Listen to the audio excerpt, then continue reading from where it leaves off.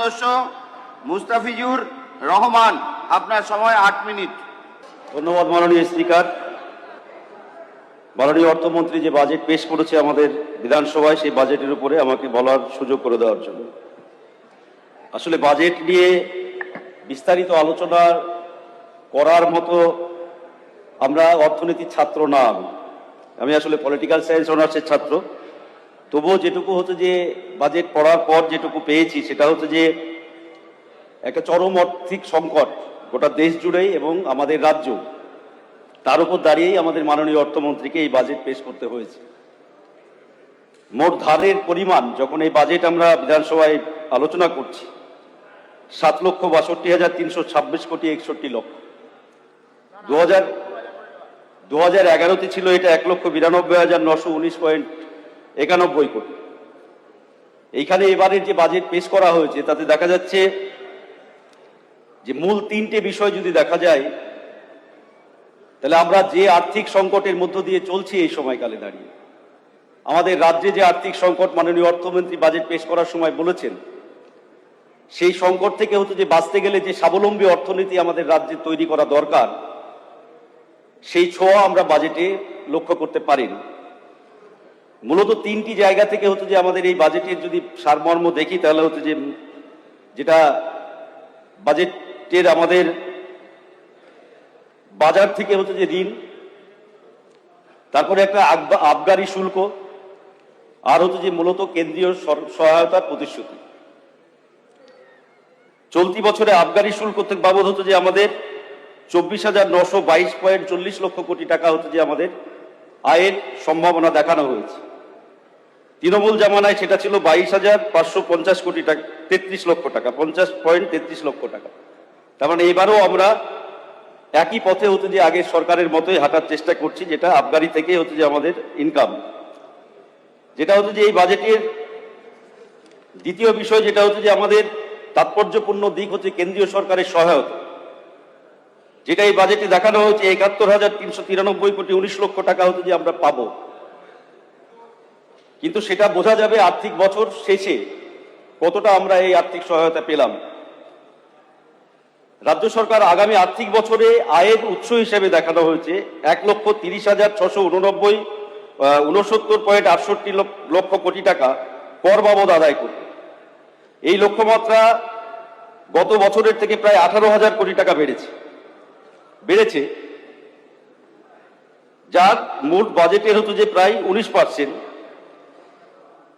কিন্তু উল্লেখযোগ্য বিষয় যেটা হচ্ছে যে এর একটা বড় অংশ 4,786.68 কোটি টাকা আগের বারের তুলনায় প্রায় 1,285 কোটি টাকা বেশি বিদ্যুৎ মাসুল থেকে হচ্ছে যে ইনকামের জায়গা দেখানো। একটা প্রশ্ন এখানে থেকে যায়, সেটা যে এই যে 1,285 কোটি টাকা বাড়তি বিদ্যুতে আমরা আয় করব দেখিয়েছি, এইটা জনসাধারণের উপরে বোঝা হিসেবে চাপবে কিনা, সেইটা মাননীয় অর্থমন্ত্রীর হচ্ছে যে এতে থাকা দরকার ছিল। একই রকম ভাবে হচ্ছে যে বাজেট প্রকাশনার 9 নম্বর বইয়ে যেটা দেখছি আমরা, এখানে হচ্ছে যে আপনার সোশ্যাল সার্ভিস বাবদ 2,02,627 কোটি টাকা হচ্ছে যে আমাদের কম দেখানো হয়েছে। Agriculture and allied activities, rural development and special areas programme and irrigation and flood কন্ট্রোলে হঠাৎ করেই দেখলাম আগের বছরের বাজেটের তুলনায় 304.64 কোটি টাকা কম করা হলো। মাননীয় অর্থমন্ত্রী যদি এগুলো পরে ব্যাখ্যা দেন, তাহলে হচ্ছে যে বোঝা যাবে বিধানসভায়।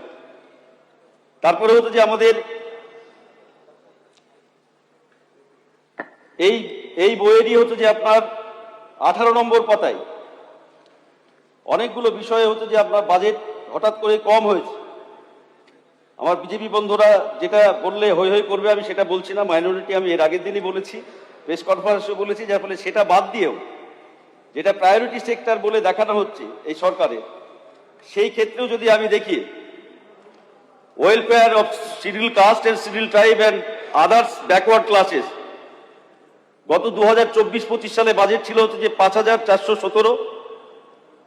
তারপরে 25-26-এ বাজেট ছিল 8,218.21 কোটি টাকা। হঠাৎ করে এখানে প্রায় 2,000 কোটি টাকা হচ্ছে যে কমিয়ে দেওয়া হলো এবছরে 3,744.17 কোটি টাকা। আমরা জানছি না যেটা priority sector, schedule caste, schedule tribe, এই ক্ষেত্রতে কেন হঠাৎ করে এত কোটি টাকা হচ্ছে যে কম করা হলো? Water supply and sanitation, housing and urban development 2025-26 যা বাজেট ছিল 48,720 কোটি টাকা, 20.1, হঠাৎ করে এখানে হচ্ছে যে আমাদের প্রায় 8,000 কোটি টাকা হচ্ছে যে কম করে দেওয়া হলো। আমরা যদি ইরিগেশন অ্যান্ড ফ্লাড কন্ট্রোল, যেটা এই সময় নদী ভাঙন সহ হচ্ছে যে বিভিন্ন বিষয় যেগুলো আমাদের জ্বলন্ত সমস্যা, সেখানেও প্রায় 600 কোটি টাকা হচ্ছে যে বাজেট বরাদ্দ কমিয়ে দেওয়া হলো। এইরকম ভাবে হচ্ছে যে যেটা অনেকগুলো সেক্টরে হচ্ছে যে আমরা বলছি যে নতুন সরকার প্রচুর আর্থিক বোঝা, এটা আমরা কেউ অস্বীকার করতে পারবো না। আমি সেই কারণে সার্বিকভাবে হচ্ছে যে আমি মাননীয় অর্থমন্ত্রী সহ আমাদের সরকারের মন্ত্রিসভার কাছে অনুরোধ করছি যে আমরা একটা সর্বসম্মতিক্রমে বিধানসভায় যদি এই প্রস্তাব পাশ করি, যেমন আমরা দেখেছি আমাদের কেন্দ্রীয় সরকার বিভিন্ন রাজ্যের জন্য স্পেশাল প্যাকেজ ঘোষণা করে। আমরা বিহারের জন্য দেখেছি স্পেশাল প্যাকেজ, আমরা অন্ধ্রা, তেলেঙ্গানা বা এই ধরনের অন্যান্য রাজ্যের ক্ষেত্রেও দেখি কেন্দ্রীয় সরকার এই সময়কালে 14 সালের পর থেকে অনেক রাজ্যের জন্য স্পেশাল প্যাকেজ ঘোষণা করে। আমাদের এই যে আর্থিক সংকট, এটা কাটানোর জন্য এককালীন আমার মনে হয় পশ্চিমবাংলার জন্য কেন্দ্রীয় সরকারের কাছে আমাদের প্রস্তাব পাঠানো দরকার সর্বসম্মতিক্রমে, যে একটা পশ্চিমবাংলার জন্য স্পেশাল প্যাকেজ আমাদের কেন্দ্রীয় সরকার ঘোষণা করা হোক, এই প্রস্তাব পাস করা দরকার বিধানসভাতে। একই রকম ভাবে আমি এবার বাজেটের যে মূল বিষয়, যেটা হচ্ছে যে আমাদের সাধারণত বাজেট মানে একটা সরকারের পরিকল্পনা, এটা বাস্তবায়ন না।